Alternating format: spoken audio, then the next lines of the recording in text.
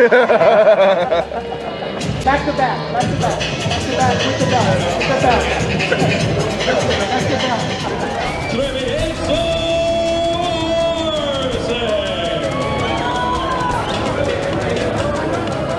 One thing that Arce and I both agree is that this fight will not go the distance, and that's why I say December 15 is going to get hot in here. Punching skill, and there you saw the left hook upstairs, and there goes. Ang wristback ni Nonito Donaire para kay Manny Pacquiao. Magandang araw mga pre, mayong adlaw pod sa mga Bisaya diha. Sa videong ito, tampok ko sa inyo ang naging maaksyong laban ni Nonito Donaire kontra sa tinuturing ng mga Mexican fan na isa sa mga legend sa boxing ng kanilang kasaysayan, si Jorge Arce. Pero bago yan, kung bago ka palang napadaan sa aking munting tahanan, pasuporta naman, click mo lang ang subscribe button at notification bell button. Palike na rin ang video para lagi kang updated sa mga bago kong uploads. December 2012, pinatulog ni Juan Manuel Marquez si Manny Pacquiao sa kanilang ika-4 na laban at talagang nagbuni ang Mexican fan. Pero sa kaparehong taon at buwan, December 15, 2012, ay nirisbakan ni Nonito Donaire ang pagkatalo ni Pacman.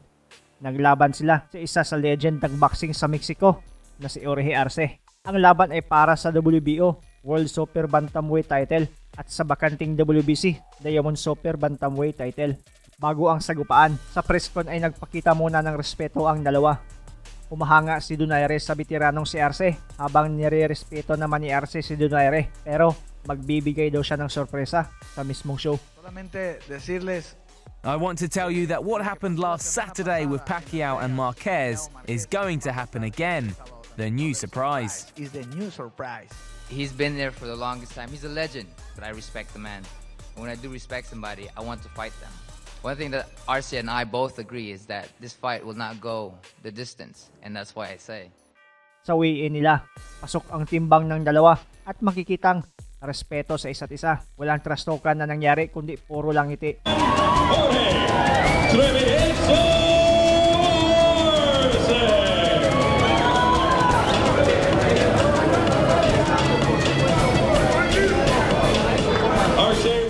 Sa gabi ng sagupaan, bit-bit ni Jorge Arce ang kartadang 61 wins, 6 losses, 2 draws, 46 KOs. Because I have the best heart, the biggest heart, and I make my rivals go through hell. Perfect left hook. Battles go around war. I've been cut, I've been down, and I get up. Would he be able to do that? When I beat him, you'll see the best of me.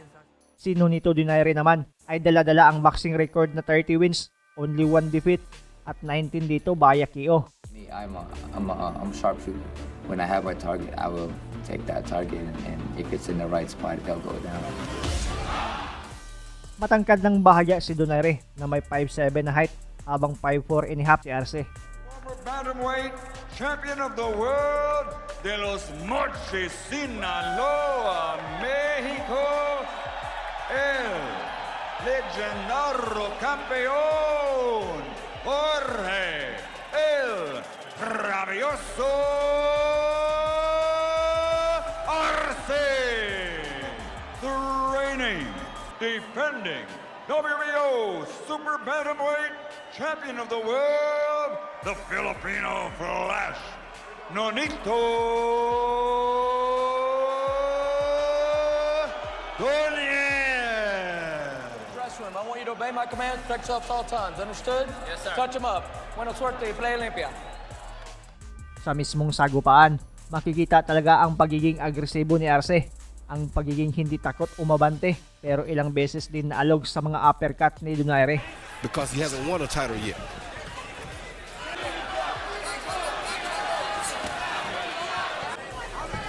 He's landing on Donaire's gloves. There's an uppercut to Donaire, another one with the left hand. Donaire. Good left hand underneath by Donaire. Landed 2 significant uppercuts in the first round. There's Rachel Donaire, 8. Second round, sumusugod pa rin si Arce na tila di takot sa mga suntok ni Donaire. Arce in the ring. Normally he's swarming his opponent. Now he begins to come forward. Pero nasalo na naman ng short right straight ni Donaire na nagpatumbas sa Mexican sa unang pagkakataon ng kanilang laban. The left hook upstairs, and there goes Arce to the canvas on a quick, short, straight right hand. 4, 5, 6. That he can take him out.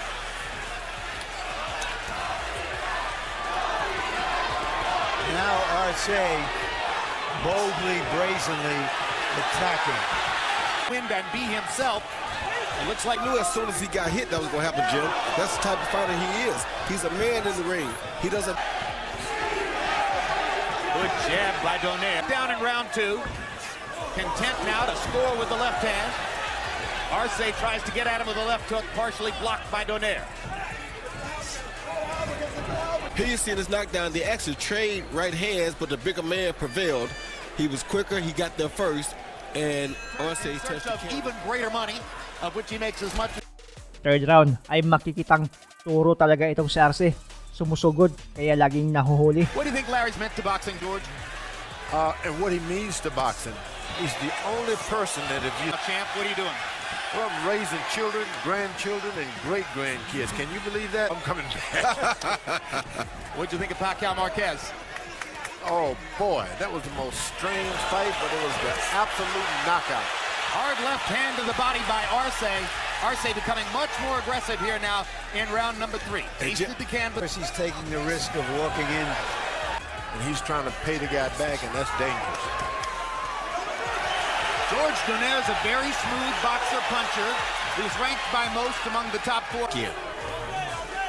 Boy, I couldn't believe that, Pacquiao. Come back, Pacquiao. Come on. Well, our fans seem to want a 5th fight, and here's Donaire looking for the knockout, and Arce's down again. Second knockdown of the fight for Nonito Donaire, and He's trying to blink through it and get to the end of this round. Good right hand by Donaire, and another left uppercut. Oh. And down goes Arce on a brilliant left hook, and that just might be that, and it is. Referee Lawrence Cole waves his arm. Nonito Donaire. Dalawang beses natumba sa third round at tinapos na rin ng referee ang maksyong laban. We'll give you the credit for that. Thanks so much.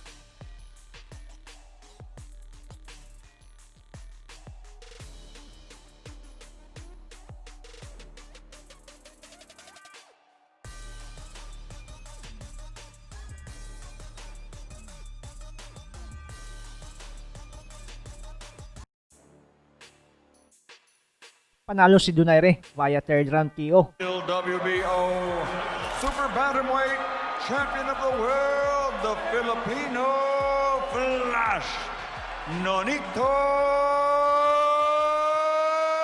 Donaire. Thank you, Thank you, congratulations. sir, and congratulations to you. Thank you for what you've done in boxing. Thank you. Hey man, congratulations. You are the best. You are the best. Gracias, amigo. Me voy con el mejor. You're my amigo, man. Dile que me voy con el mejor. I'm leaving after the Se best acabó mi man. carrera. My career is over. I'm leaving after the best man. At pagkatapos ng laban ay nag-anunsyo ang Meksikano ng kanyang pagretiro. Tengo mis hijos. I have a family to take care of. I have my children. Les prometí que si perdía me iba. And I promised them that if I lost, I would leave. I would quit. Perdí, soy un caballero. I lost and I'm a gentleman.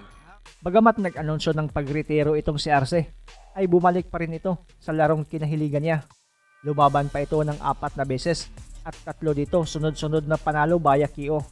Pero sa huling laban niya noong October 4, 2014 na para sana sa WBC World Featherweight title ay natalo siya ni Johnny Gonzalez via 11th round TKO at habang buhay nang nagretiro.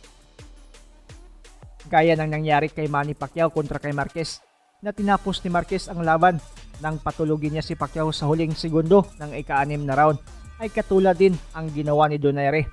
Sa huling segundo din tinapos ni Nonito, itong legend ng Mexico.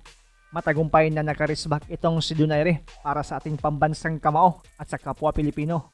Shout out kay Hieronimo Baez, Antonio Buenagua, John Cor Villamor, Robert Odarbe, Rialin Pablo, Aldre Gaming PH, Ramon Toyota, Buds Azana. Palike naman kung nagustuhan ninyo ang video ito. Maraming salamat sa panonood mga pre. As always, amping pirmi.